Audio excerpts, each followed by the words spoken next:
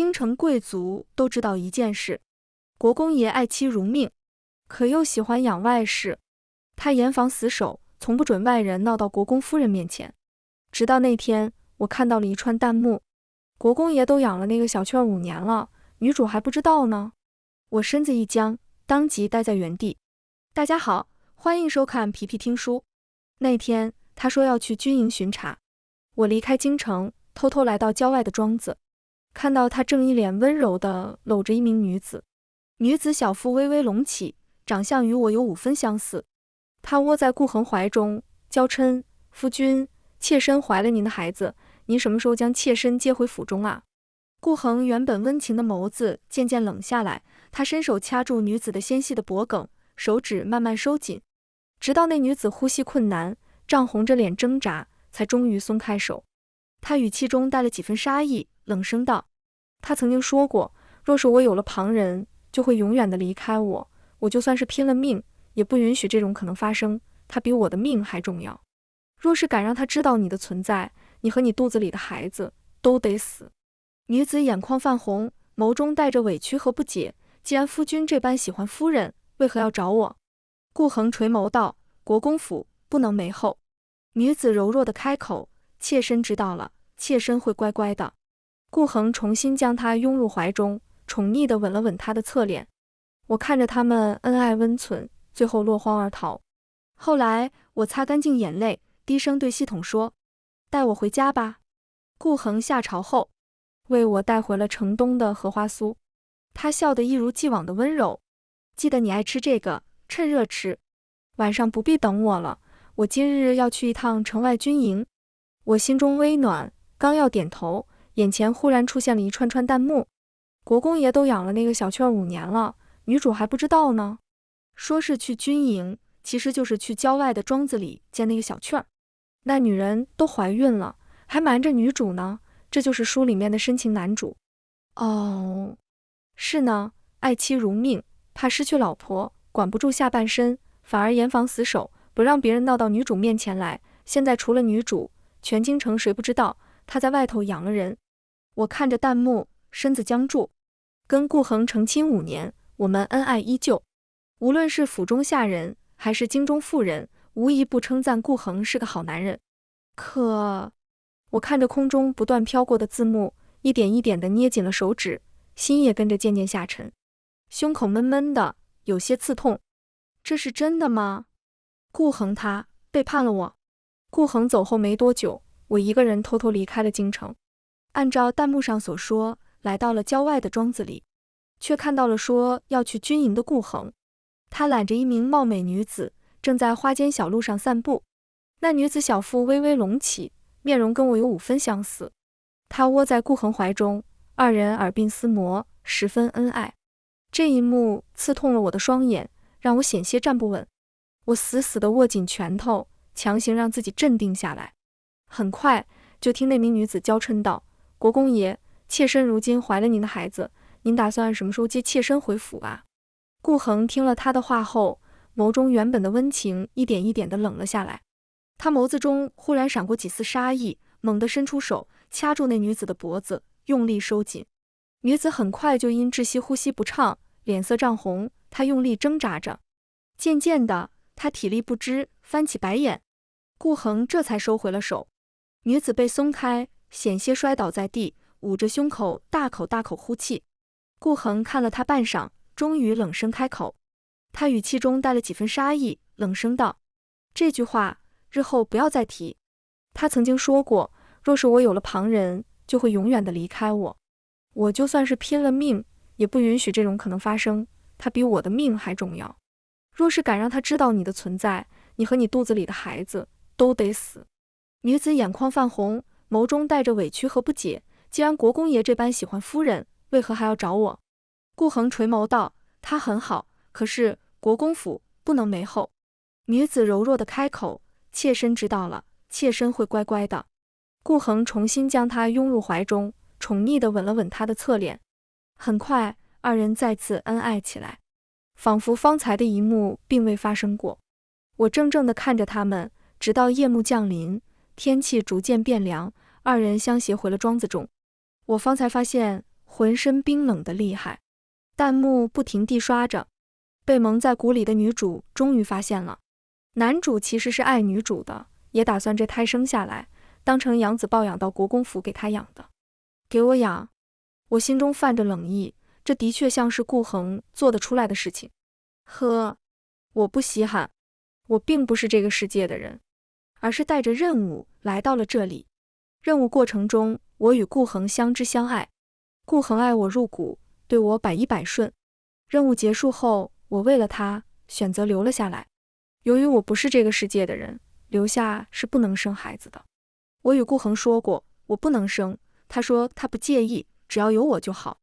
我还说过，我们那里都是一生一世一双人的。如果有一天他负了我，身边有了旁人，我就会消失在这个世界。他当时是如何说的？他将我紧紧抱进怀中，他说他宁愿死，也不愿意失去我。他指天发誓，说此生绝不负我。没想到短短5年，就已经物是人非。这一夜，我并未回京中，而是像个游魂一般，在郊外走了整整1夜，直到天色转亮，我才轻声开口：系统，带我回家吧。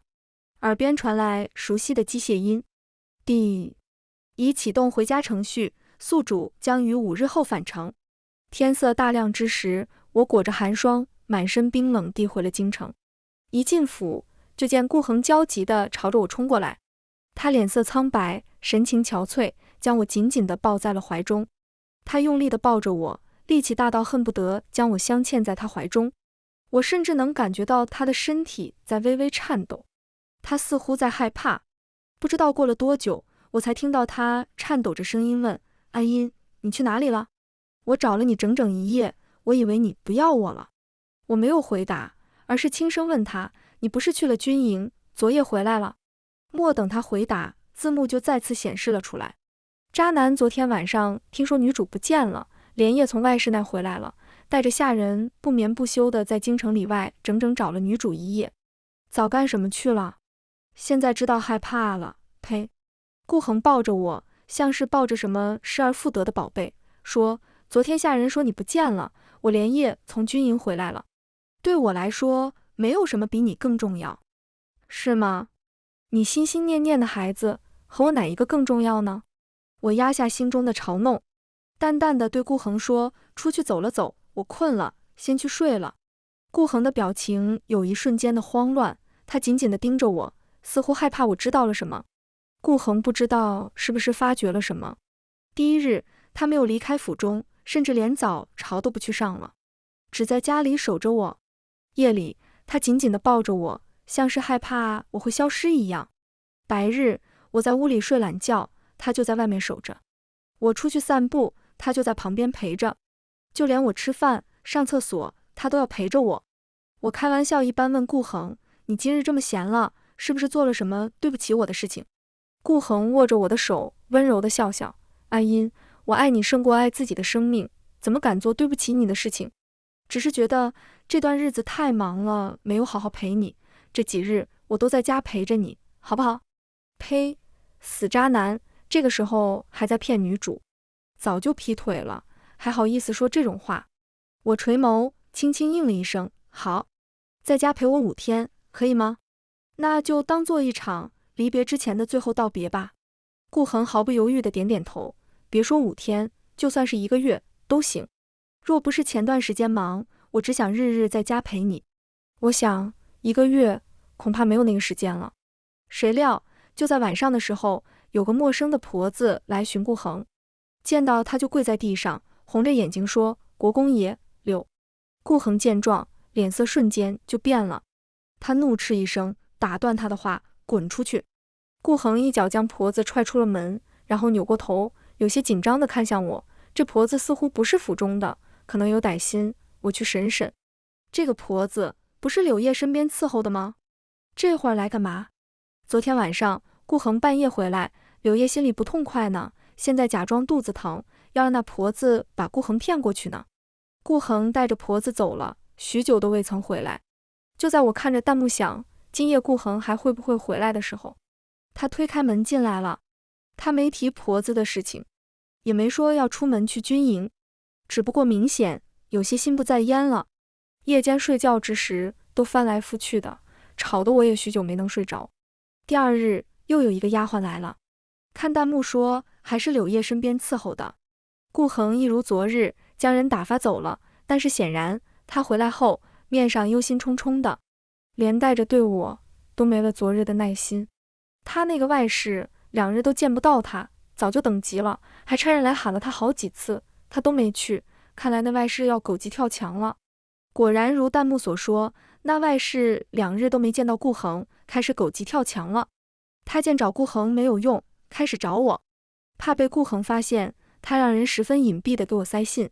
信是他亲手所写。他在信中说他已经怀有6个月身孕，找人看过了，是个男孩。他说我不能给顾恒生孩子，但是他心甘情愿，顾恒对这个孩子十分看重，基本上每日都会来看看。顾恒还给这个孩子早早取好了名字，打算生下来以后就让他做小世子。他跟孩子已经好几天没见过顾恒了，孩子在肚子里面不安生，胎动得厉害，可能是想爹了，求我行行好，让顾恒回去见他们母子一面。他还说求我给他们母子2个一条活路，不要抢走他的孩子，他想亲手抚养孩子长大，希望我能成全他。我看完以后，心中已经生不起半分情绪。我平静地将这封信放在了书桌上，用砚台压住。难怪这几个月以来，顾恒每日都要找借口去军营视察。成全怎么能不成全呢？毕竟再过3日，我就要彻底的离开了啊。第3日，他陪着我去了寺庙，那是我们初次相见的地方。最大的那棵树上挂着我们各自的香囊。刚上完香，郊外又来了人，顾恒面上挂上笑意，与我说了一句军营中的事，便去见那人了。我沉默着点头，在他走之后，亲手将我与顾恒的香囊取了下来。我的香囊中写的是唯愿一生一世一双人，顾恒的香囊中写的是愿与沈音白头偕老，生生世世。我平静地将那2张纸丢入香炉之中，眼睁睁地看着它们被烧得一干二净，直到烧成灰烬。顾恒回来了，他眉眼间带着化不开的担忧，那是在担忧柳叶和他腹中的胎儿。第4日，我与顾恒去了我们常去的酒楼，总是逛的铺子，还有我最喜爱的那家点心铺子。在点心铺子里的时候，郊外又来了人，这次顾恒连见都没见，就将人撵回去了。第5日，顾恒仍旧没见庄子里来的人，而是陪着我在府中下棋。晌午时，第1天那个婆子跌跌撞撞地闯了进来，她双眼红肿，满脸焦急。国公爷，出事了！顾恒的脸色瞬间就变了，他猛地站起，随后又像是意识到什么，看了我一眼，才沉声对婆子说：“随我来。”2人急匆匆地出去了。我抬眸看向弹幕，柳叶刚刚在逛园子的时候不小心摔倒，还动了胎气。啧，他是故意的吧？肯定是呗，他一直哭着说要见顾恒，不然就不肯治。他对肚子里的孩子那么重视，要真有事，早就去治了。大约过了半刻钟，顾恒终于回来了。他眉头紧皱，脸色焦急。阿音，军营中有些事，我可能要出去一趟。我抬眸看向顾恒，轻声说：“顾恒，你答应了，要陪我5天的。”顾恒听了我的话以后，脸色有一瞬间的不耐烦，他眉头紧皱，不快地看着我，语气中甚至带了几分严厉：“阿音，你何时变得这般任性了？军营之中的事情事关家国，我不能不去。”呸，说的可真是冠冕堂皇，不就是惦记你那个外室，还装什么家国大义？恶心！要不是我们知道一切，都快要被他洗脑了，怪女主不懂事了。他这话不就是说女主拦着他，就是任性不懂事吗？我看着顾恒，再次问了一遍，非要去不可吗？顾恒语气愈发不耐：“阿音，你乖一点好不好？我除了是你的丈夫以外，还身兼数职，不可能只陪着你一个人。”我蓦地笑了：“是啊，除了是我的丈夫以外，你还是你那个外室的郎君，是他肚子里孩子的父亲。好，你去吧。”我不再阻拦，而是轻声开口。听了我这句话，顾恒终于松了一口气。他脸色缓和几分，将我轻轻抱在怀中，温声说：“等我忙完，很快就回来，我会抽出更多的时间陪你。以后我还有一辈子的时间可以陪你。”我轻轻摇头，没有时间了。本想好好道个别的，就当好聚好散了，可惜没这个机会了。顾恒走后，我开始整理我的东西。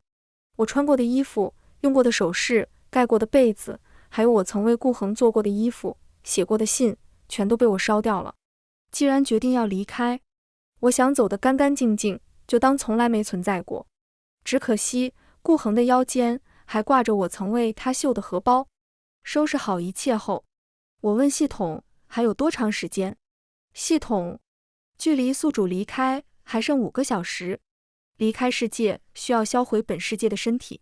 不过宿主请放心，系统已经为宿主选择最优死法，及时为宿主屏蔽痛觉，保证体验不到一丝痛苦。我点点头，我知道了。还有5个小时啊。我一个人离开了国公府，漫无目的地走在街上，等待着离开。就在这时，一个丫鬟忽然拦住我：“沈夫人，我们夫人有请。”这个丫鬟我认识，来请过顾恒，她是柳叶身边的丫鬟。柳叶想见我，左右要离开了，见一见也行，就当是打发时间了。丫鬟并未直接将我带到柳叶面前，而是带我去了庄子里的一间厢房内。门外，我看到顾恒一脸担忧地揽着柳叶，蹙眉嘱咐：“幸儿这次没事，日后定要小心些，莫要再弄伤自己。”柳叶脸色红润，一脸幸福地依偎在顾恒的怀中。“老爷，妾身没事了，您还是回去陪姐姐吧。”说完话，他忽然捂着肚子，一脸痛楚地呻吟一声。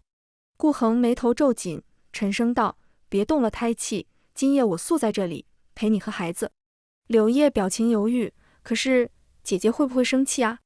顾恒大约是想起离开之时我拦着他的模样，他脸色有些不愉，大约觉着我远不如柳叶懂事，他语气中也带了几分烦闷。“无事。”柳叶乖顺点头，眸光却朝着我的方向得意瞥来。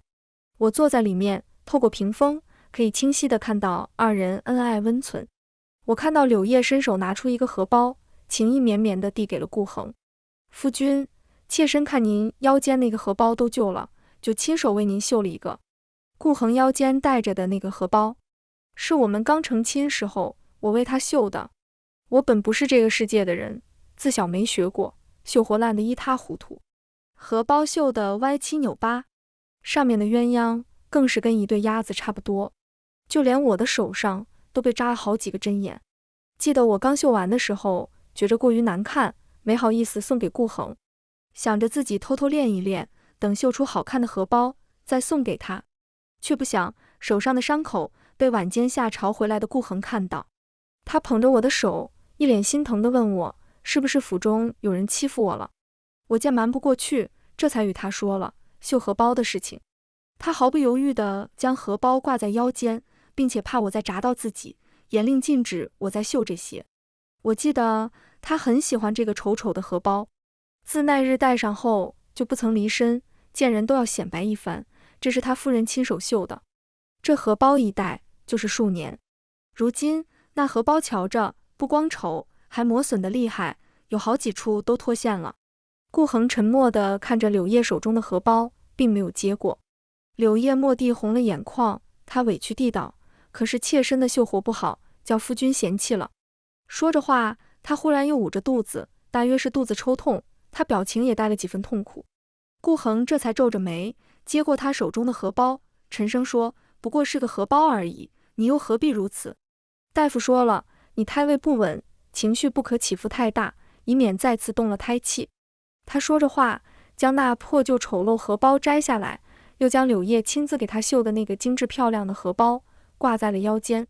我眼睁睁地看着顾恒将那破旧荷包整理一番，小心翼翼地放在枕下，又看着他们二人上床歇息。不知过了多久，婆子将我带到了庄子外面。柳叶抚着肚子，披着顾恒的外衫走了出来，他手中把玩着一个破旧的荷包，走到我面前之时，将那荷包丢在地上。柳叶看着我，面上忽地露出一个得意的笑容：“姐姐，你也看到了，自古新人换旧人。”夫君他如今最在意的还是我跟肚子里的孩子。我垂眸看着地上的荷包，然后弯腰捡起。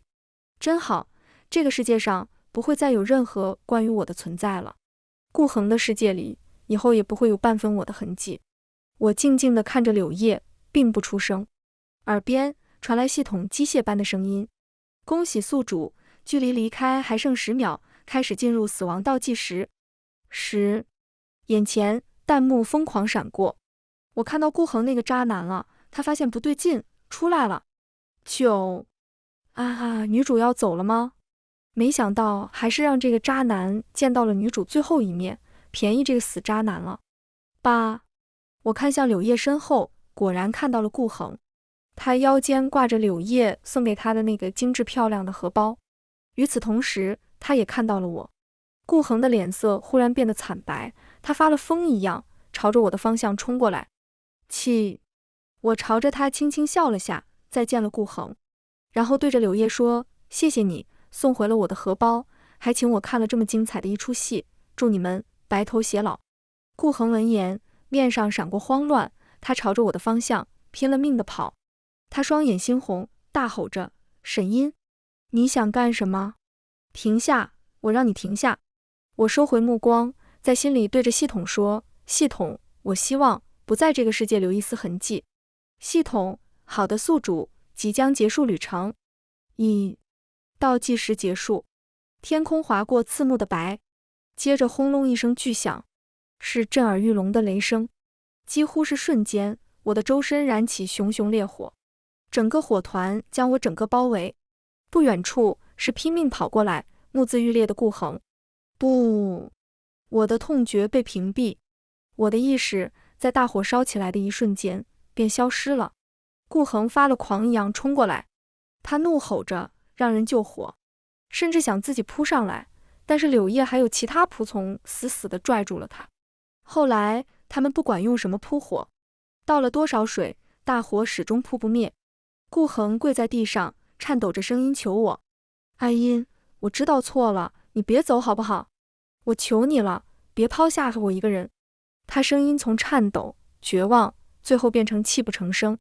他跪在地上求了我整整1夜，那大火也烧整整1夜。终于天色将亮之时，大火终于熄灭。可那大火之中空无一物，就连我的尸体也全部被烧得一干二净。顾恒扑过去想要捧我的骨灰，谁料一阵狂风吹过，将他吹了一个踉跄，地上那些烧干的灰烬也都被风吹得一丝不剩。他忽然捂住胸口，吐出一口鲜血，眸光也一点一点暗淡下来。他凄凉一笑，跌坐在地上，喃喃道：阿音，你竟真的这般狠心，连个念想都不肯给我留下。柳叶看着顾恒这副模样，红了眼眶，他走过来，哽咽着劝道：夫君，你还有我跟孩子。顾恒一把将柳叶推开，眸中带着满满的杀意。柳叶跌倒在地，捂着小腹，一脸痛苦。顾恒冷笑，神情冰冷至极：你算个什么东西？我说过，让他知道你的存在，你跟这个孩子都得死。你竟敢叫他来这里！柳叶身下渐渐渗出血，他捂着肚子，一脸痛楚：孩子，我的孩子，夫君救救我们的孩子。顾恒冷漠地收回视线，将他关进柴房，然后抬头看着寺庙的方向，眸光中重新燃起希望。对，还有我们曾写下的愿望，佛祖不会让我们分开的。阿音，我不要孩子了，也不要其他女人，我们一定会重归于好，你一定会回来的。说着，顾恒眸中染上狂热，他疯了一样朝着寺庙而去。可惜什么都没有找到，许愿符已经被我烧了，尽管他寻遍了整棵树，却都没有找到我们曾经许下的愿望，只剩下空荡荡的2个香囊。他看着燃烧着的香炉，神情愈发苦涩。顾恒跌跌撞撞地回到府中，来到我们的房间，终于绝望地痛哭出声：安音，你当真好狠的心！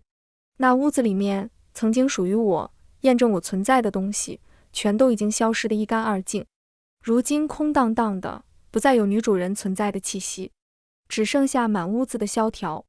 柳叶那天被顾恒推倒，孩子就没能保住，他被关在柴房之中3天3夜，整个人奄奄一息。终于等到了姗姗来迟的顾恒。顾恒衣衫破烂，满脸胡茬，瞧着不再像以前沉稳冷静的国公爷，而像是个街头要饭的流浪汉。他如今已经查到了一切，知道柳叶给我写了信，更知道柳叶将我接去庄子，亲眼看着他摘下荷包，看着他们耳鬓厮磨。最叫他恨的是，柳叶偷走了我为他绣的荷包，那个他宝贝了许多年，贴身佩戴了许多年，尽管磨损得不像样子，都舍不得换下的荷包。那是他最后的一丝念想，最后一件跟我有联系的东西，也全都让柳叶给毁了。柳叶看到顾恒出现在门口，跌跌撞撞地扑过来，哭着求道：“夫君，夫君，我知道错了。”顾恒一脚将他踹开，怒吼一声：“滚开，你这贱人！”柳叶摔倒在地，奄奄一息。顾恒蹲下，掐着他的脖子，强迫他抬起脸。他面色阴狠，带着浓厚的杀意：“你怎么敢让他知道你的存在的？你算个什么东西，也敢出现在他的面前？你真该死！”柳叶脸色涨红，狼狈地挣扎着。顾恒猛地松开他，随后站起身。柳叶捂着胸口，大口大口地喘着气。顾恒冷声吩咐：“拖出去，乱棍打死！”柳叶猛地抬头，不可置信地看向顾恒：“夫君，夫君，求求你饶了我吧！一日夫妻百日恩，你看在我们死去孩子的份上，求求你饶了我吧！”柳叶哭着扑上去抱住顾恒的腿，哀求着。顾恒一脚将他踹开，声音冰冷：“你不配叫我夫君，只有她才是我的妻子，唯一的妻子。”有仆人走进来，将柳叶往外拖。柳叶看着顾恒，忽然大笑出声，他像是疯了一样，指着顾恒大笑着，语气中带着浓浓的嘲讽：“顾恒，这一切都是你自找的，你既然爱他，又为何找我？既要又要，活该你到最后一无所有，活该他会抛弃你，我诅咒你，生生世世都痛失所爱。”顾恒猛地抬起头，恨恨地盯着柳叶，怒吼道：“给我拖出去！”他跌坐在地，痛苦地捂着胸口，大口大口地喘息着。柳叶死了，死在顾恒的手中。而顾恒日枯坐在我们那间屋子内，浑浑噩噩。每到夜间，他就会回想起我被活活烧成灰的那一夜，想起柳叶最后对他说的那句话。他总是喃喃着：“不会的，我会找到他的，我们会生生世世在一起。”我再次醒来，发现我正躺在病床上，刚一睁开眼，就听到旁边传来一道惊喜的声音：“你醒了？”扭头看过去，发现是从小一起长大的闺蜜许成。她双眼微红，一脸的焦急，扭头就往外跑，一边跑一边喊：“医生，医生，她醒了！”很快，医生就来了，给我检查了一番后，直呼医学奇迹。我如今醒来，复健一段时间，没问题，就可以出院了。许成搂着我哭得稀里哗啦，我也抱住他，缓缓地笑了。真好，我回来了。虽然没有家人，但是还有朋友，还有我熟悉的一切。至于那些年的事情，就当作是一场梦，让它逐渐淡去吧。就在这个时候，耳边传来系统的声音：“恭喜宿主完成任务并回归，系统已为您发放任务奖励。”下一瞬，我的手机来了短信：1个亿现金已到账。我数着手机上的零，脸上的笑容越来越大。发了！我当初到底是怎么被猪油蒙了心？为了顾恒，居然连这么多钱都不要了。还好，清醒得够快。我跟许成是自小一起在孤儿院长大的，我们自幼相依为命。后来考入同一所高中，一起打工赚学费，又考入同一所大学。毕业后，我为了赚更多的钱，每天熬夜加班，结果一不小心就猝死了。我的灵魂站在洁白的医院里，看着许成抱着我的身体崩溃大哭。后来，一个叫做系统的东西找到了我，他说只要我能完成任务，就可以重新醒过来，并且给我1个亿的现金作为礼物。任务失败，我在那个世界死亡，这个世界的身体也会脑死亡。我接受了系统的任务，我的身体由猝死变成了植物人。离开之前，我请求系统给许成留下一封遗书，告诉了他我的银行卡密码跟我的所有财产，就进入了那个小世界。在那个小世界里面，我跟顾恒相识相知相爱。最后，我任务完成，在系统询问我要不要回来的时候，我选择放弃任务，奖励1个亿，留在那个小世界中。好在我现在回来了，不然许成可能要伤心许久了。这些年我在医院里面的费用都是许成在承担。我们本打算要一起赚钱买房子，我留给许成的钱大概早就花在我的身上了，并且为了我，他这么多年也没能买上房子。看到旁边许成哭得稀里哗啦的样子，我突然有点心虚，忍不住给了自己一巴掌。重色轻友的玩意儿，遭到报应了吧？出院后，我给我和许成一人买了一套房，在1层楼对门，以后还能相依为命。先实现一个小目标。许成拿到房产证的时候，整个人都傻了。你藏了私房钱？他问。我笑着说，中彩票了，以后就跟姐吃香的喝辣的吧。许成在我离开这段时间，走了我的老路子，工作无比倦。为了能生活，能负担得起我的医药费，拥有了1个亿，我不用再卷生卷死，猝死在工作岗位上，许成也不用这么辛苦，我可以带着许成一起养老了。我不打算再结婚生子。我问许成，许成翻了个白眼，说：男人哪里有姐妹靠得住？于是我给了院长奶奶一部分钱，让她能够更好地照顾那些孩子们，就带着许成周游世界去了。我们去了很多地方，见了很多风光，还有很多人。互联网盛行的时候，我们还曾去看过男模长见识。玩累了后，我们回到了最初的城市，接替了年长的院长奶奶的班，成了孤儿院里新的院长。看着孩子们开心的笑容，我与许成相视一笑，这样的日子真好啊。番外，顾恒终其一生都在寻找沈音，他踏遍了3山5岳，游遍了5湖4海，去寻找了各地的庙宇，都没能找到沈音的踪迹。这些年来，他没有子嗣，也没有过旁人，夜夜都会想起柳叶当初那句话，更是时常在梦中惊醒，冷汗淋漓。垂垂老矣之时，他已经没了再出去寻找沈音的力气。直到死前，他耳边传来一道机械声：你想见到沈音吗？顾恒激动的老泪纵横，你是谁？你能帮我找到他吗？